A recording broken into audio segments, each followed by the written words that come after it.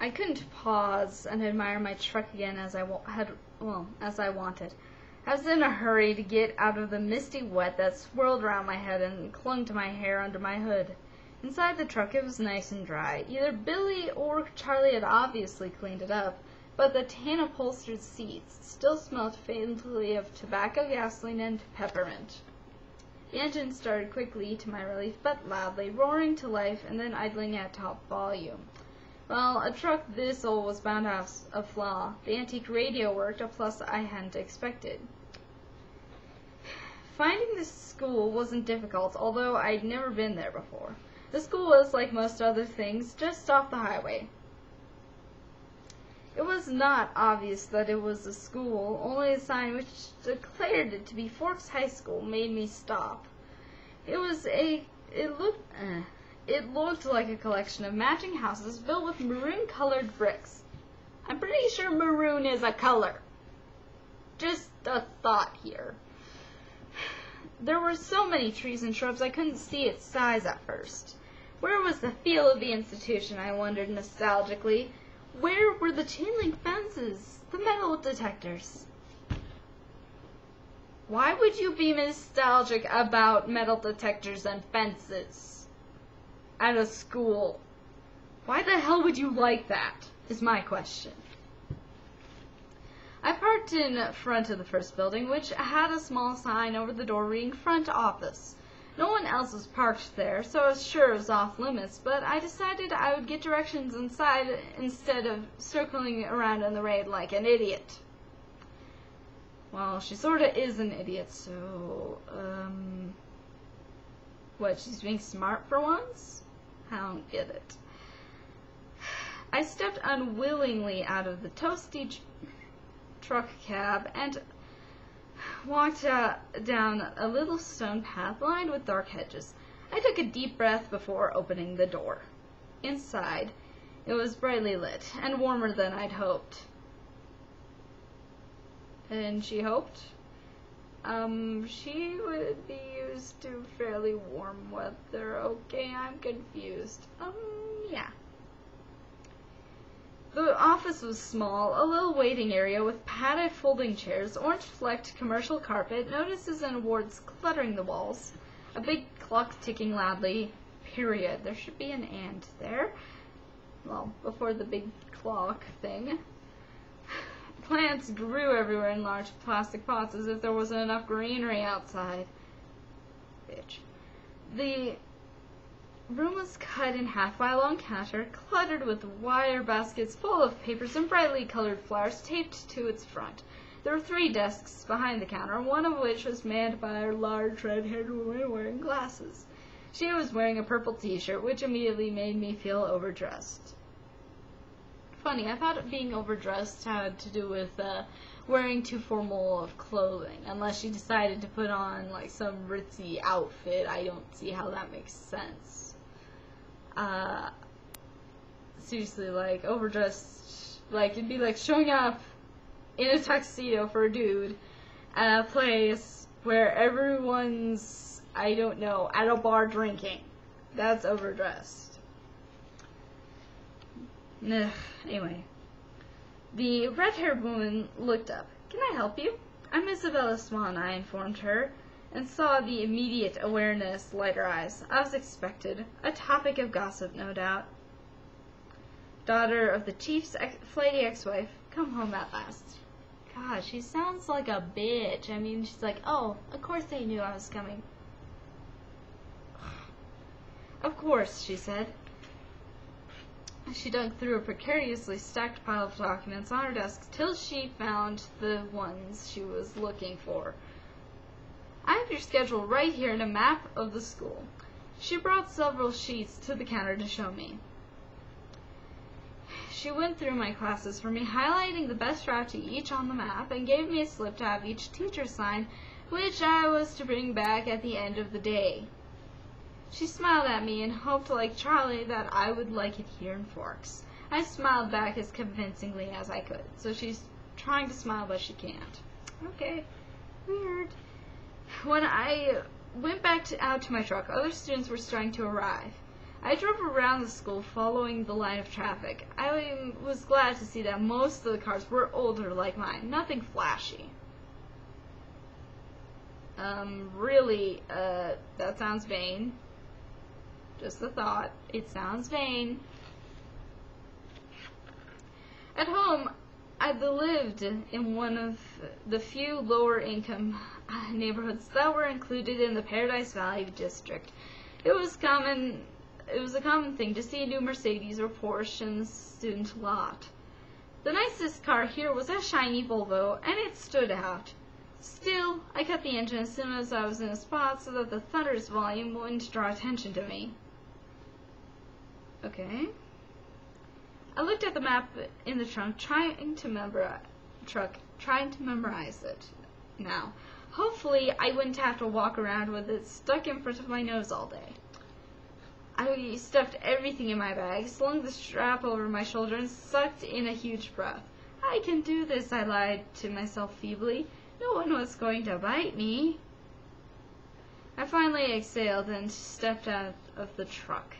I kept my face pulled back into my hood as I walked to the sidewalk crowded with teenagers. Obviously there's going to be teenagers. You know, it's a high school. Obviously there's going to be a lot of teenagers there. My plain black jacket didn't stand out, I noticed with relief. Well, no shit, it's a black jacket. It's not like you're wearing polka dots and stripes together in bright pastel colors. No, my sarcasm. Once I got around to the cafeteria, building 3 was easy to spot. A large black 3 was painted on a white square on the east corner. I felt my breathing gradually creeping toward hyperventilation as I approached the door. I tried to holding my breath as I followed 2 unisex raincoats through the door. The classroom was small. The people in front of me stopped just inside the door to hang up their coats on a long row of hooks. I copied them. There were 2 girls, one a porcelain-colored blonde, the other also pale with light brown hair. Wait, so a porcelain-colored blonde, does that mean her hair was so pale that it was, like, porcelain? Because that would mean that it's, like, it's even lighter than platinum blonde, maybe? That's weird. At least my skin wouldn't be a standout here. I took the slip to the teacher, a tall, balding man whose desk had a nameplate identifying him as Mr. Mason. He gawked at me when he saw my name. Not an encouraging response, and of course I flushed tomato red. But at least he sent me to an empty desk at the back without introducing me to the class. It was harder for my new classmates to stare at me in the back, but somehow they managed. I kept my eyes down at on the reading list that the teacher had given me. It was fairly basic. Bronte, Shakespeare, Chaucer, Faulkner. I'd already read everything. That was comforting and boring. I wondered if my mom would send me my folder of old essays, or if she would think that was cheating. I went through different arguments with her in my head while the teacher droned on. Bitch. When the bell rang, a nasal buzzing sound, a gangly boy with skin problems and hair black as an oil slick leaned across the aisle to talk to me. Bitch. You're Isabel Swan, aren't you? He looked like an overly helpful chess club type. Bitch. Okay, seriously, I would never want to play a drinking game with this. Because you would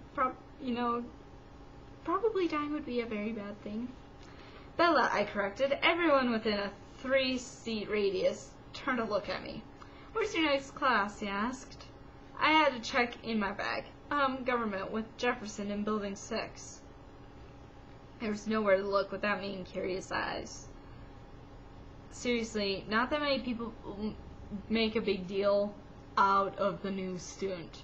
Just from experience, at a smaller town, people don't make that big of a deal. Like this one kid, he showed up in my psych class. I'm like, oh, whatever, new kid. And he sits down, and people don't really make a big deal out of the new kids showing up. At least not in high school. In elementary school, maybe, not high school.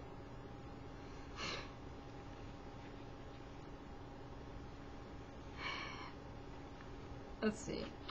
I'm headed toward Building 4. I could show you the way. Definitely overhelpful. I'm Eric, he added.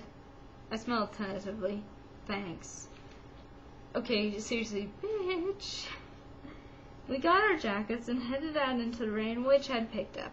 I could have sworn several people behind us were walking close enough to eavesdrop. I hoped I wasn't getting paranoid. Well, she sounds pretty damn paranoid at this point. Just saying. So, this is a lot different from Phoenix, huh? He asked. Very. Doesn't rain much there, does it? 3 or 4 times a year. Wow, what must that be like, he wondered. Sunny, I told him. You don't look very tan. My mother is part albino. What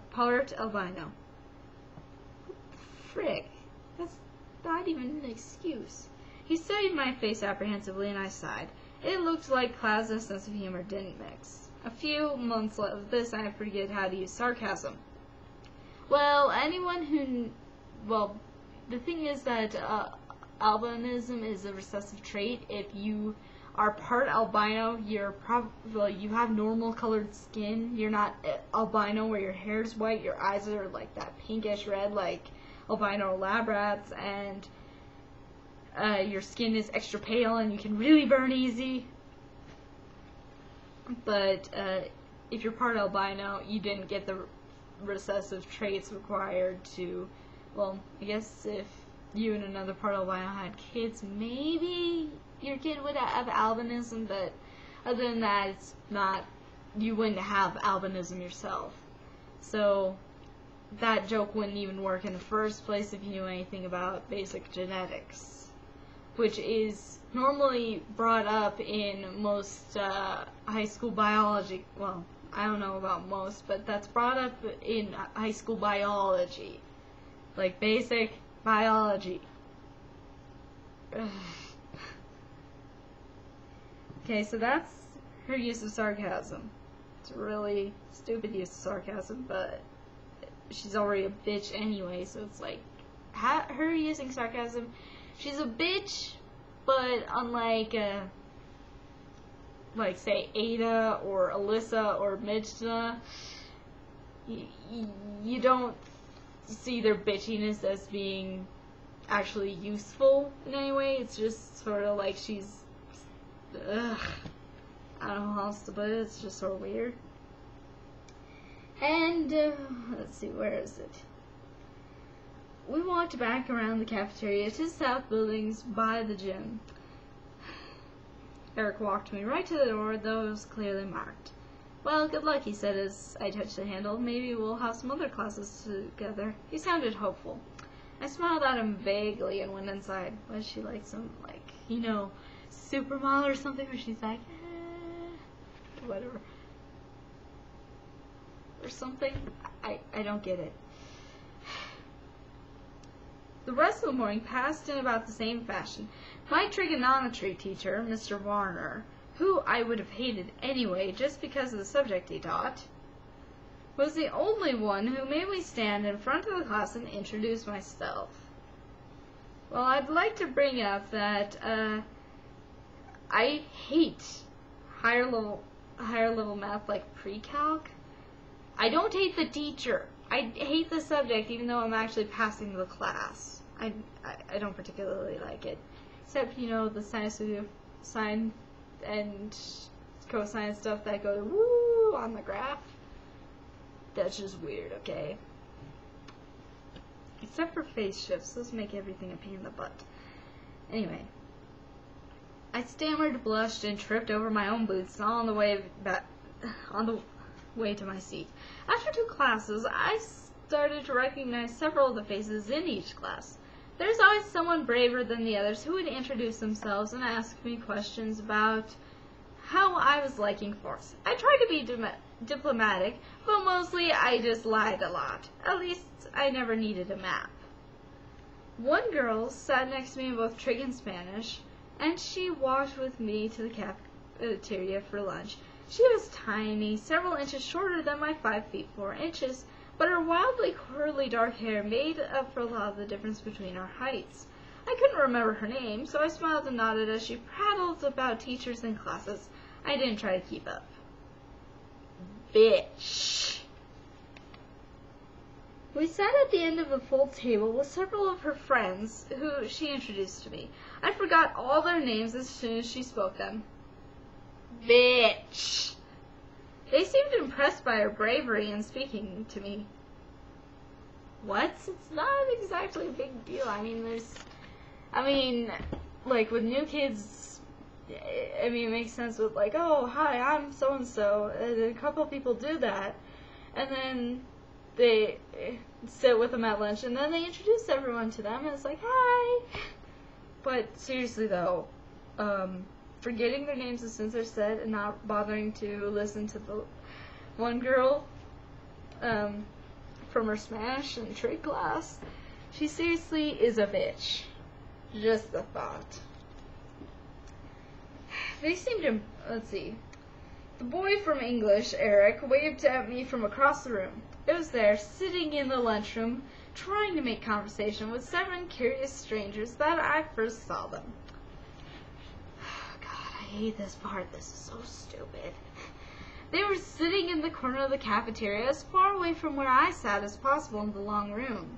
There were 5 of them. They weren't talking, and they weren't eating, although they each had a tray of untouched food in front of them. They weren't gawking at me, unlike most of the other students, so it was safe to stare at them without fear of meeting an excessively interested pair of eyes. But it was none of these things that caught and held my attention. Okay, this is like seriously just descriptions. This is so annoying, okay? Anyway, they didn't look anything alike. Of the 3 boys, one was big, muscled like a serious weightlifter with dark curly hair. Another was taller, leaner, but still muscular and honey blonde. The last was lanky, less bulky, with untidy bronze-colored hair. He was more boyish than the others, who looked like they could be in college or even teachers here rather than students. The girls were opposites. The tall one was statuesque. She had a beautiful figure, the kind you saw on the cover of the Sports Illustrated swimsuit issue, the kind that made every girl around her take a hit on her self-esteem just by being in the same room. Her hair was golden, gently waving to the middle of her back. The short girl was pixie-like, thin in the extreme with small features. Her hair was deep black, cropped short and pointing in every direction. Seriously, I hate this drivel, and yet I do this to myself because I like to snark about the fact that it's just so goddamn stupid. And yet, they were all exactly alike. Every one of them was chalky pale, the palest of all the students living in this sunless town, paler than me, the albino. Okay, I thought it was a sarcastic quip, not literal. Just saying, that was 2 pages ago. Wow, the joke was on 16, and now we're on page 18. Holy shit. They all had very dark eyes, despite the range in hair tones.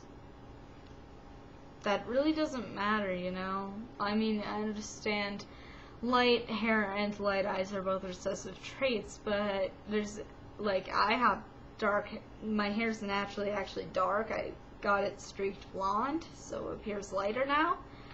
But my eyes are naturally blue. I know a kid, he's like really tall, he's got blonde hair and brown eyes. So it's not impossible to have light hair and dark eyes. They also had dark shadows under those eyes. Purplish, bruise-like shadows, as if they were all suffering from a sleepless night or almost done recovering from a broken nose. Though their noses, all their features were straight, perfect, angular. But all this is not why I couldn't look away. I stared because their faces, so different, so similar, were all devastatingly, inhumanly beautiful. They were faces you never expected to see, except perhaps on the airbrushed pages of a fashion magazine, or painted by an old master as the face of an angel. It was hard to decide who's the most beautiful, maybe the perfect blonde girl or the bronze-haired boy. Seriously, this is so annoying.